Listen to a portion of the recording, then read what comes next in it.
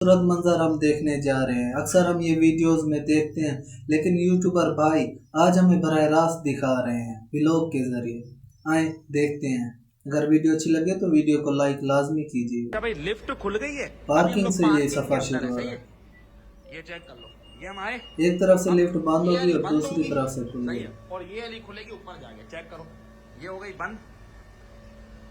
और माशाल्लाह जब ये वाली खुलेगी तो हजूर पाक सल्लल्लाहु अलैहि वसल्लम का रोजा मुबारक गुम्बद खिजरा बिल्कुल सामने होंगे। चेक करना, ये देखना भी आपके सामने खुलेगी। चेक करना, ये जीएफ पर खुलेगी।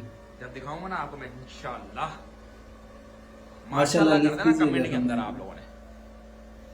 ये जीएफ पे ये रुकी लिफ्ट, और ये सामने। सुभान अल्लाह, कितना खूबसूरत मंजर है। माशाल्लाह अल्लाह पाक हम सबको भी माशाल्लाह ये मंजर देखने की यार, तौफीक कसम दे। से चेक करो क्या माशाल्लाह बहुत ही नज़ारे हैं। ये चेक खूबसूरत। कर रहे हो आप लोग? माशाल्लाह सुभान अल्हम्दुलिल्लाह, अल्लाह, वीआईपी। लाइक लाजमी कीजिएगा।